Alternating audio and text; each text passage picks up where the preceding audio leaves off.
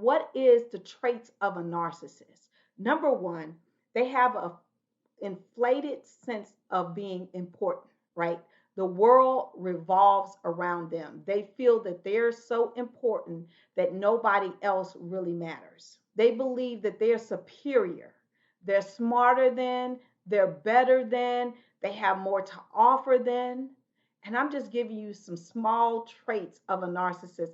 It could go in so many different directions. Stay in the moment. I know with TV and social media, our cell phones, our laptops, just distractions all around. Sometimes when we're communicating with our spouse, we begin to stray. Our mind begins to stray. We begin to look at the TV. We begin to pick up our phones and check social media. Whatever that is, you need to make sure that you stay in the moment. The Kegel muscle, how to find your Kegel muscle, the easiest way is while you're sitting on the toilet and you're at a relaxed state and you're urinating. In the middle of the stream of your urination, you want to squeeze to stop the urine from coming out.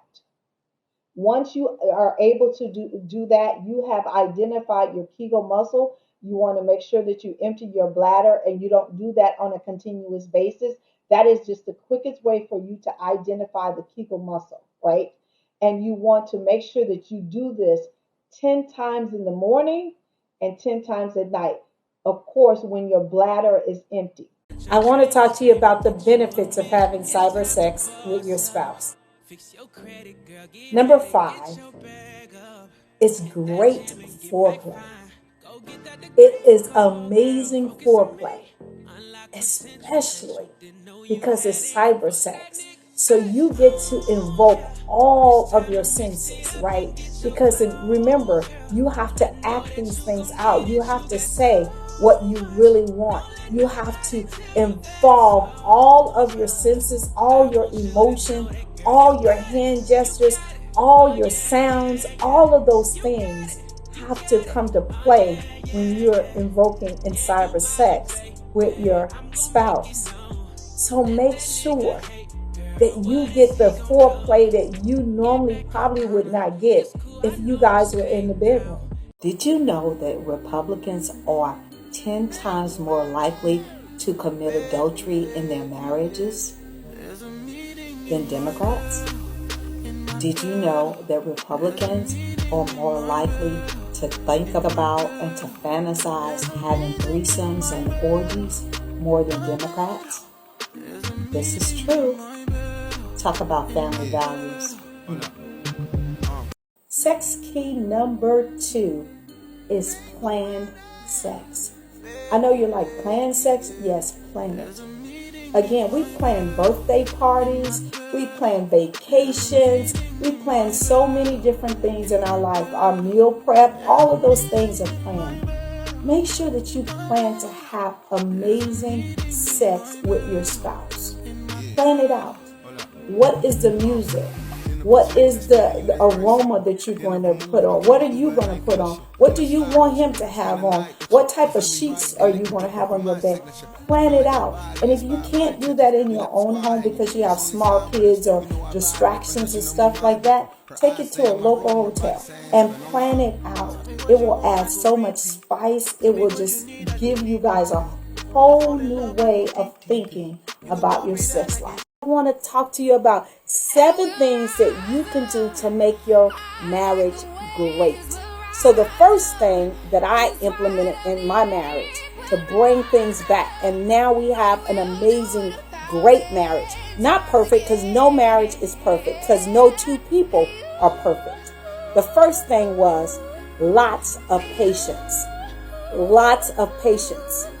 I noticed that in my own personal life, I was patient with so many other people and in so many other situations. But when it came to being patient in my own marriage, with my own spouse, I was not so patient. So I implemented patience, right?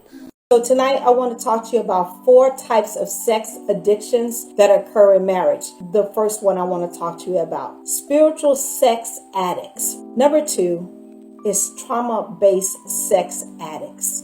Number 3, intimacy sex addicts.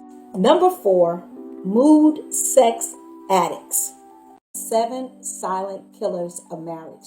So killer number 1 is avoiding conflict. Number 2, not validating your spouse's opinions and feelings. Number 3, unresolved trauma.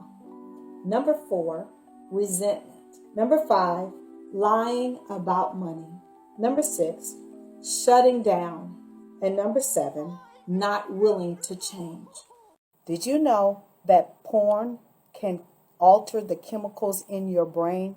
Yes, watching too much porn can alter the chemicals in your brain and cause you to have erectile dysfunction, inability to climax, and also a loss of major libido.